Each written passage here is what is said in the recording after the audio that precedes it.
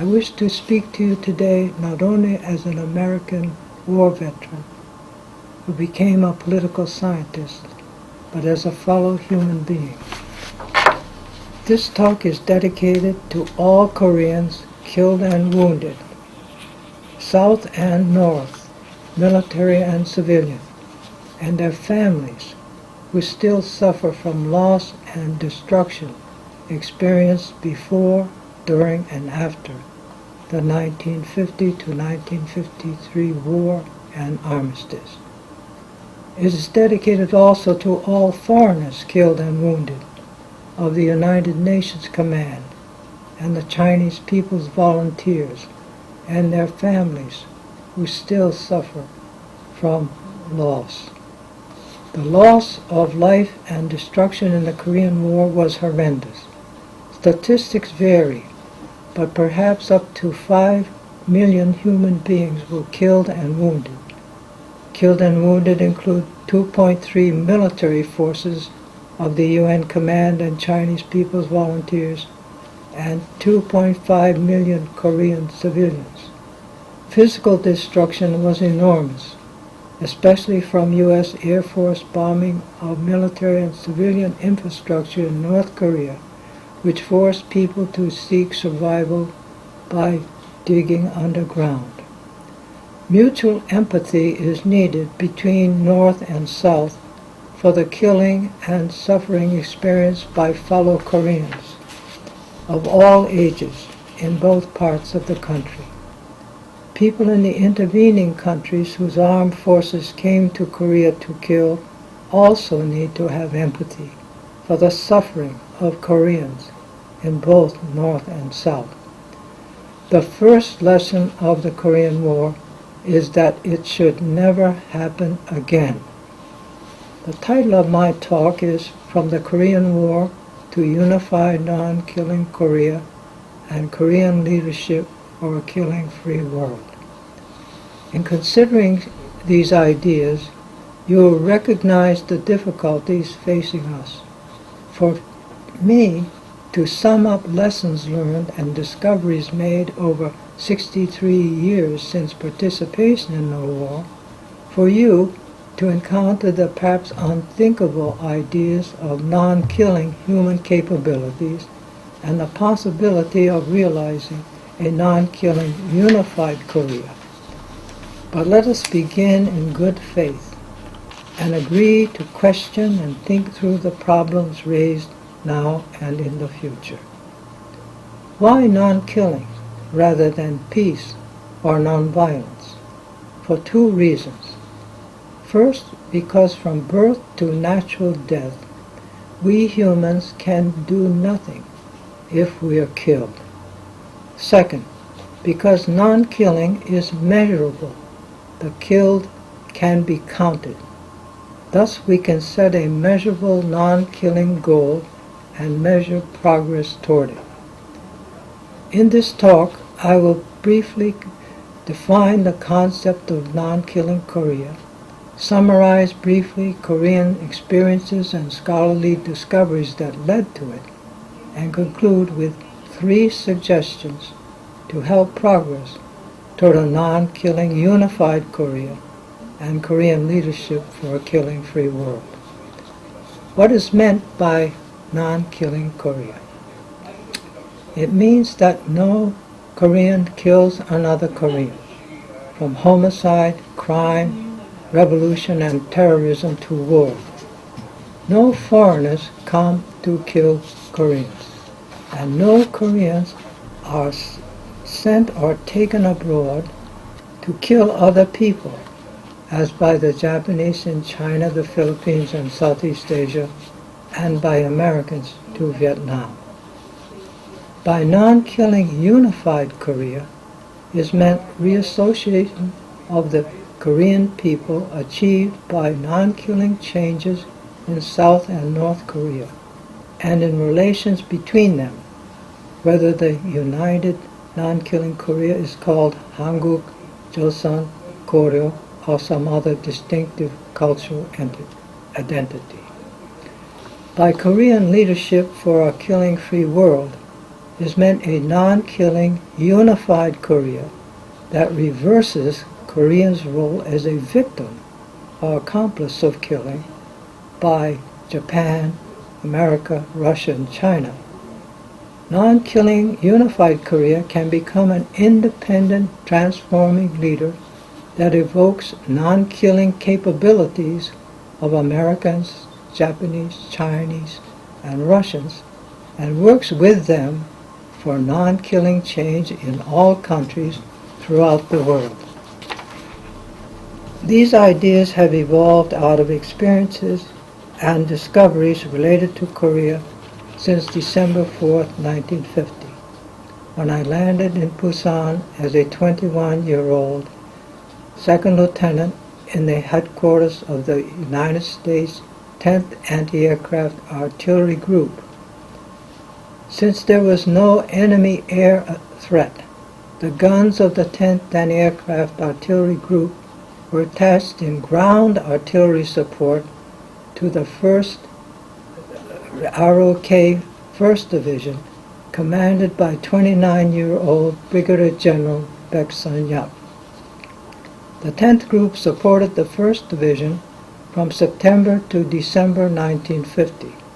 From the 1st Division's defeat of the invading North Korean 1st Division in the bloody Battle of Dabudong at the Nakdong River, in the counterattack to Seoul, to the capture of Pyongyang, to the first Chinese intervention in the Battle of Unsan, to resistance to the massive Chinese counterattack in late November that led to the retreat of the UN forces back to the 38th parallel in December.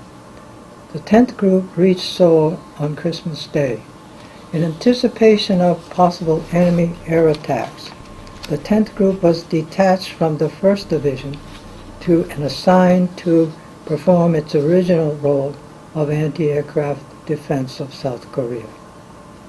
The story of this part of the war is well told in General Peck's books, Gunwa Na, in 1990, and From Busan to Panmunjom, 1992, and in U.S. Army historian Royal Appleman's book, Disaster in Korea, 1989. In 1952, with keen interest in Korea, I returned to academic studies at Princeton, Harvard, and Northwestern universities. This combined study of international politics, the study of Korean, Japanese, and Russian languages, and an interdisciplinary social science approach to political science. This led to a PhD thesis in 1959 on the U.S. decision to fight in Korea. It was published later as a book, The Korean Decision, June 24 to 30, 1950. It was translated into Korean by Professor Hanbei Ho. For the book, I interviewed President Truman and other top officials. I asked Mr. Truman, as a devout Baptist, when you engaged the United States in the fourth largest war in its history, did you pray? Hell no, he replied. There's right and wrong going back to Greece and Rome.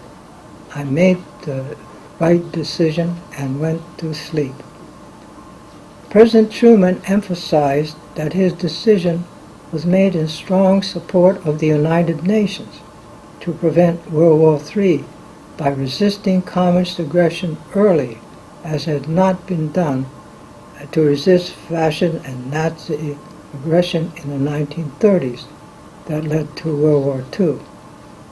One American decision-maker told me that the decision to fight in Korea had almost nothing to do with Korea. It was based on lessons from the 1930s. Fortunately, after completing doctoral research, I was able to return to Korea for 2 years, from 1959 to 1961, as a research advisor in the University of Minnesota faculty group to work with Korean colleagues to establish the new Graduate School of Public Administration at Seoul National University. Thus I was able to observe directly the April 19, 1960 nonviolent student demonstrations for democracy and the May 16, 1961 military coup d'etat.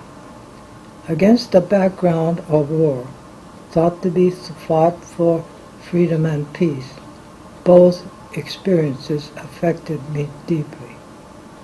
The story of discoveries leading to the vision of Nonkilling Korea and founding of the nonprofit Center for Global Nonkilling in 2008 can be told in terms of 3 books. First, The Scientific Study of Political Leadership, 1977. This book grew out of discovery of the creative power of political leadership, shown by the divergent development from a common cultural base of North and South Korea after 1945. The book called for making the study of political leadership a new field in the academic discipline of political science. Second, Nonkilling Global Political Science, 2002, translated into Korean by Professor Kyung Hee. This book grew out of 28 years of research, teaching, and writing after awakening to no more killing in 1974. The failures of killing to produce peace and freedom in a unified Korea led me to criticize the violence-accepting assumptions of my early work on war, as well as the entire discipline of political science. Therefore, the book proposed a new non-killing global political science. Non-killing global political science is now freely available in 23 languages, accessible to over 3 billion speakers. Nonkilling.org. This book led in 2008 to founding of the nonprofit Center for Global Nonkilling. The mission of the center is to promote change toward the measurable goal of a killing-free world by means of infinite creativity in reverence for life. In its logo, red is for killing, white indicates that most people have never killed, and blue indicates all the people working to end killing, based upon the power of non-killing human capabilities.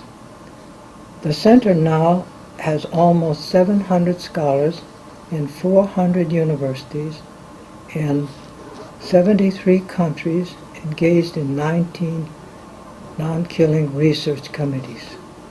It has affiliates in the Balkans, Brazil, DR Congo, Germany, Haiti, India, Nigeria, and the Philippines. Third, Nonkilling Korea, Sixth Culture Exploration, 2012, co-edited by Professor Chung Si-an and co-published by the Seoul National University Press. This book reports results of an exploratory seminar hosted by the SNU Asia Center in 2010 that invited scholars to discover non-killing cultural capabilities in South and North Korea, America, China, Japan, and Russia. But you may ask, why is it reasonable to think that a non-killing Korea or any other non-killing society is possible? Most people at first consider it unthinkable, despite the fact that non-killing is normal, killing is deviant. Here are some reasons to think about in deciding whether a non-killing Korea is possible. It helps to think globally. First, most humans have never killed anyone. Otherwise, there would not be over 7 billion humans on the planet today, including 75 million Koreans. 100 countries have completely abolished the death penalty. 27 countries do not have armies. Many countries permit conscientious objection to military service. Viewed globally, there are many examples of non-killing religious, political, economic, social, educational, and cultural institutions. If they're studied and combined and creatively adapted, these human realities can help to make a non-killing Korea or any other non-killing society possible. Some examples can be found online in Chapter 2 of Non-Killing Global Political Science. Non-killing self-discovery by Koreans themselves, however, must be the basis of change toward unified non-killing Korea. Some years ago, I asked teacher Ham-Suk-hun in Seoul and historian Professor Park Si-hyung in Pyongyang the same question: what are the roots of nonviolence in the Korean tradition? Both of them gave exactly the same answer. It begins with the humane spirit of Hongik Ingan of the Tangun era, devotion to the well-being of all humankind. They added that Koreans had never been aggressors, but had always been the victims of aggression. From modern evidence of this humane spirit, everyone in the world should read the nonviolent March 1st, 1919 Korean Declaration of Independence. I would like to share with you another example of non-killing Korean thought. In 1987, I was invited to visit North Korea by the Korean Association of Social Scientists, whose president was Professor Hwang Jang-yup. At our very first meeting, I thanked him for the invitation to visit and asked him this question: is a non-killing society possible? I was shocked and surprised when he answered quickly, "It's completely possible." He was the first scholar or political leader in the world I'd met in 13 years to answer so positively. I then asked him what he thought about three major obstacles to a non-killing society that I had encountered among students and political scientists in my teaching and research. First, human nature. Human beings, like animals, are killers by nature. Professor Hwang replied, "Humans are not animals. Humans have consciousness, reason, and creativity that enable them not to kill." Second, economic scarcity. Economic scarcity and competition over scarce resources always leads to conflict and killing. Professor Hwang replied, "Economic scarcity can be overcome by creativity, productivity, and most importantly by equitable distribution." Third, defense against rape. American males I had asked about the question of a non-killing society had said they would like to be non-killing, but if anyone attacked or threatened to rape their female family members, they would have to kill them. Professor Hwang replied, "Rape can be overcome by education and provision of a proper social atmosphere." He was the first male I'd ever heard to say that rape could be preventable. He did not portray North Korea as a non-killing society. I asked about the death penalty there. He said it was in force for murder and rape. The story of this meeting can be found online in my chapter in the book Non-Killing Korea, Six Culture Exploration. At that time, neither he nor I knew about the development of non-lethal weapons in the U.S. Department of Defense non-lethal weapons program. It was begun by the Marine Corps in 1960. In conclusion, I would like to suggest three practical steps to consider for progress from the Korean War to a unified non-killing Korea and Korean leadership for a killing-free world. First, to seek a United Nations Korean Peace Settlement Conference. All Korean War combatants are now members of the United Nations, following entrance of the South and North and members in 1991. The UN Secretary General, in consultation with South and North, could initiate a UN Korean Peace Conference under Article 99 of the UN Charter, which authorizes him to bring the attention of the Security Council to the continued absence of the peace settlement called for in the 1953 armistice as a matter threatening international peace and security.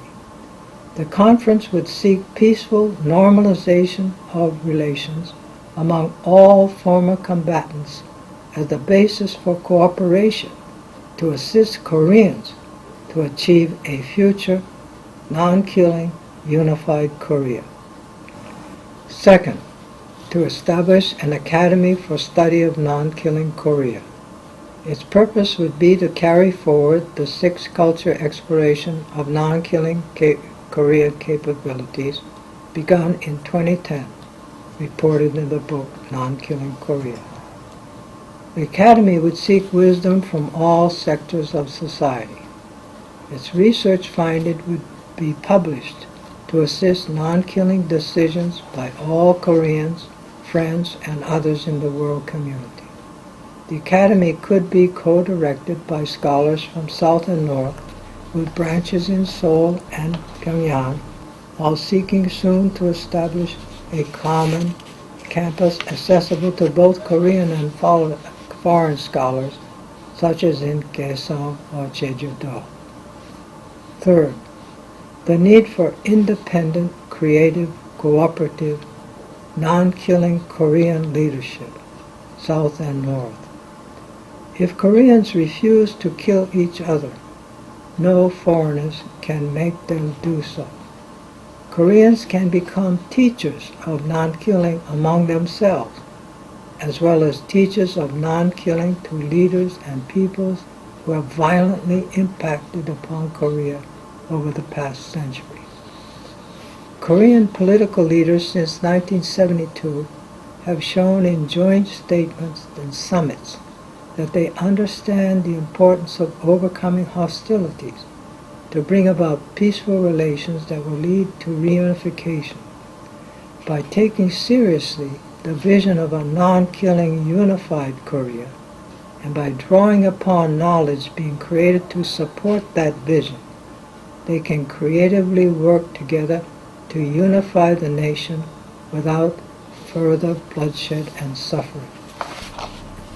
By combining non-killing Korean self-discovery and discovery of non-killing capabilities of the intervening powers, Korean leaders can reverse the violent cultural impacts of America, China, Russia, and Japan.